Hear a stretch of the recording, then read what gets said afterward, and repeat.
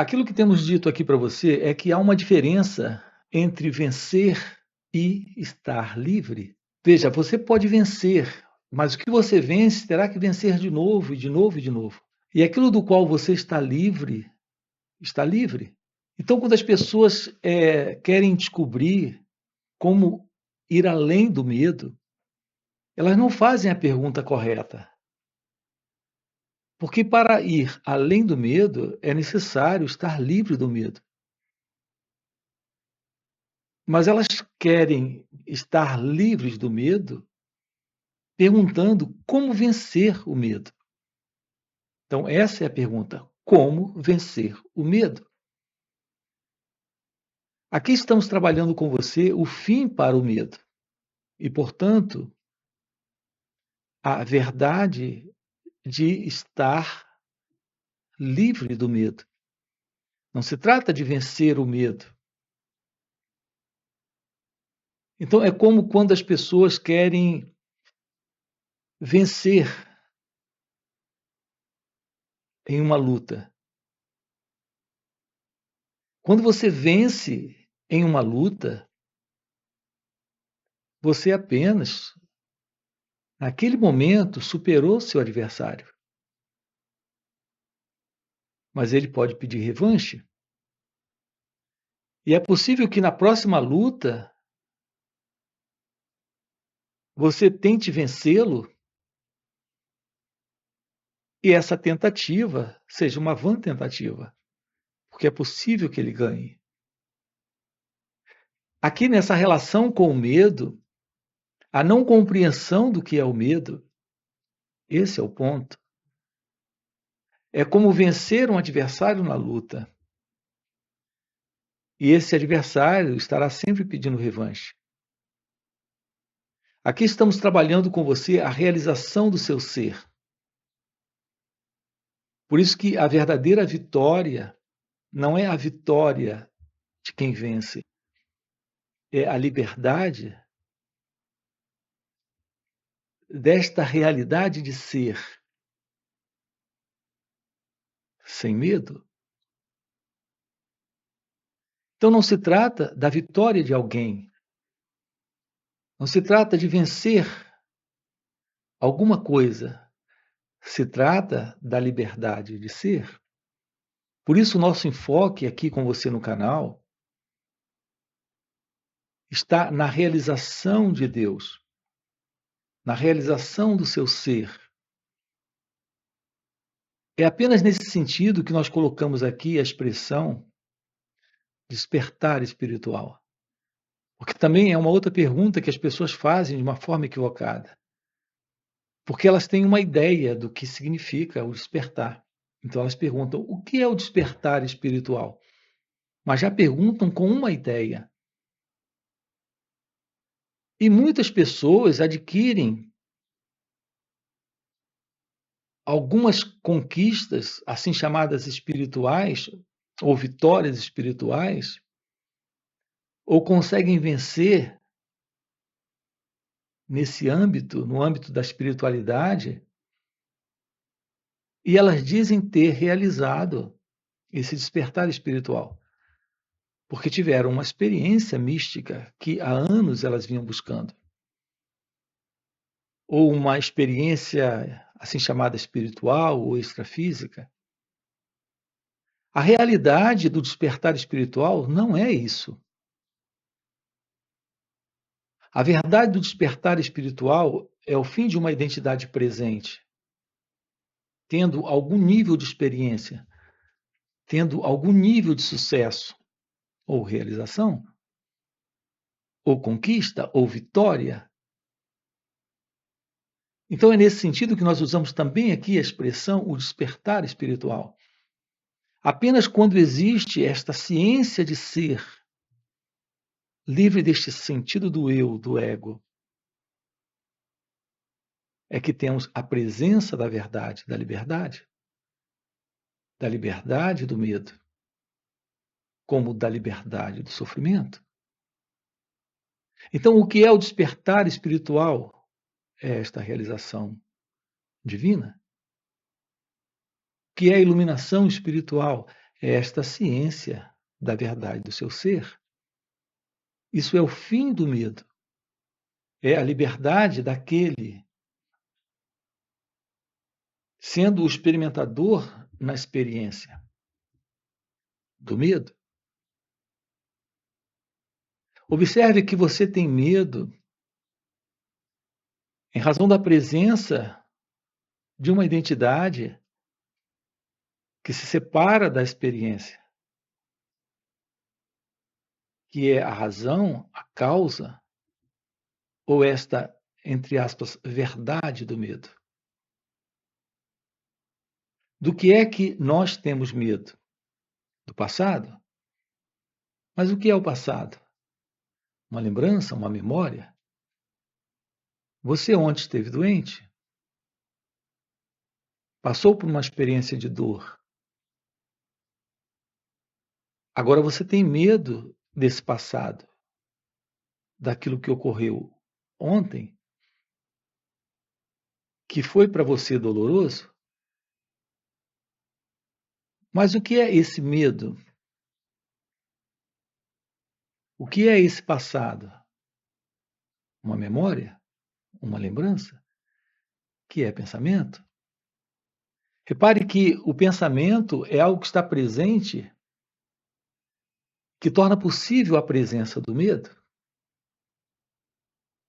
Todas as formas de medo possível para aquele que está no medo está atrelada, veja, diretamente ao pensamento, de uma forma ou de outra forma. Você tem medo de alguém. O que é que você tem de alguém? Uma imagem. Você tem medo do seu chefe. O que é que você tem do seu chefe? Uma imagem. Você tem medo da esposa? Uma imagem. Tem medo do marido? Uma imagem. Tem medo de um filho particular? Você tem vários filhos, mas um em particular lhe causa medo? Do que é que você tem medo? De uma imagem. A pessoa é uma imagem. O passado é uma imagem. Isso é pensamento. Então nós temos medo da velhice, é uma imagem, é um pensamento. Temos medo do passado, é um pensamento.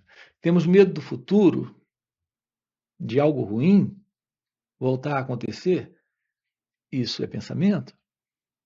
Então aonde está o medo? Temos que investigar isso.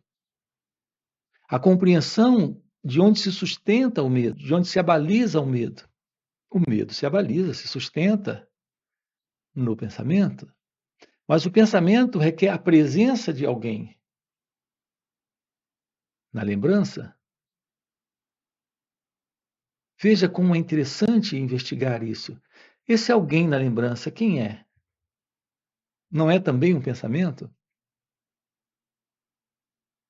A ideia que você faz sobre quem você é, enquanto a lembrança está presente, isso não é também um pensamento?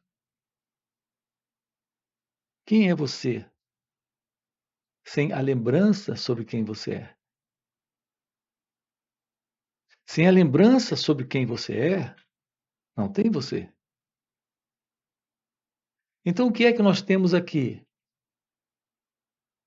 Que o pensamento, que é lembrança, é esse eu que se lembra. Vamos com calma nos aproximar disso. Vamos tomar ciência desse modelo de ser alguém, de ser a pessoa, de ser esta imagem. A imagem que você tem sobre você é o eu? É o pensador? É nesta imagem que está presente o pensamento? E, portanto, é nesta imagem que está presente o medo? Sem essa autoimagem, veja, não há medo. Sem o eu, que é essa autoimagem, não há medo. Quando você usa o pronome eu, você está se referindo a uma imagem. Você pode contar muita coisa a respeito dessa imagem, mas é só uma imagem que você faz sobre quem você acredita ser. Compreendem isso? O sentido de uma identidade presente é uma autoimagem que sustenta o medo e quer lidar com o medo. Veja, a partir desta autoimagem, o que quer que você faça contra o medo é o próprio movimento da autoimagem, que é pensamento, que é o medo. Não há separação entre o medo e a autoimagem. Você não pode separar o medo do medroso. O medroso é a autoimagem e o medo é a lembrança, mas a lembrança é um pensamento. Percebem isso? Vejam como é simples, mas nunca investigamos isso com clareza. Qualquer pensamento que você tem em sua cabeça é algo que vem do passado. Quando uma identidade surge para fazer algo contra o pensamento ou a favor do pensamento, essa identidade é também um pensamento. É uma autoimagem, que é o eu, o ego. Então aqui está o segredo para o fim do medo. Não se trata de vencer o medo. Vou repetir, aquilo que você vence terá que vencer de novo, de novo e de novo.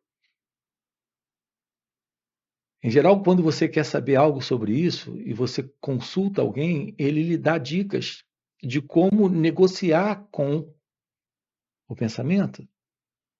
Mas quem é esse que está negociando com o pensamento, senão o próprio pensamento? Então, o pensamento é o medo. O pensamento ele assume a forma do passado, do futuro, da velhice, da imagem da doença. Mas esse pensamento ainda é o pensador. Esse pensador é o próprio medo, que é o pensamento. Então, como lidar com o pensamento? Como lidar com essa imagem? Tomando ciência de que não há separação entre a imagem do medo, daquela dada situação, e esse que está tendo essa imagem. Então, aqui já temos a resposta do que é meditação. Então, repare, a verdade do fim do medo está na ciência da arte de simplesmente ser sem a autoimagem. O que é possível quando você coloca a atenção sobre a imagem. Esta atenção sobre a imagem, sobre a autoimagem, é a atenção sobre o pensamento. Acompanhe isso. Essa atenção sobre o pensamento, sem a autoimagem, é a ciência de olhar para o pensamento sem o pensador. Olhar para esta imagem sem esta autoimagem.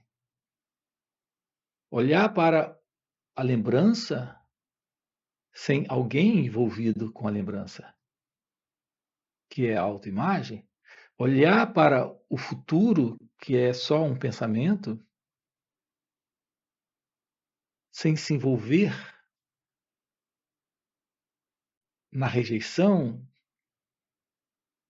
na tentativa de rechaçar aquilo, de se livrar daquilo, de fazer algo com aquilo. Então, qual é a forma real desta aproximação? O que é meditação?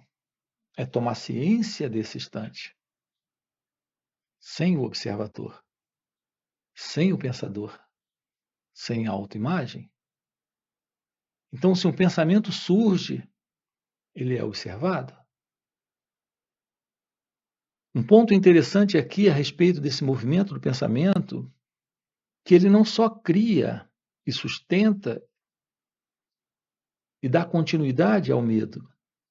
Ele também cria, sustenta e dá continuidade ao prazer. Repare que você é sempre capturado pelo pensamento de prazer. Então, nós estamos sempre dando continuidade ao prazer do pensamento, ao prazer da memória, ao prazer da lembrança, ao prazer do passado, porque tudo isso foi no passado.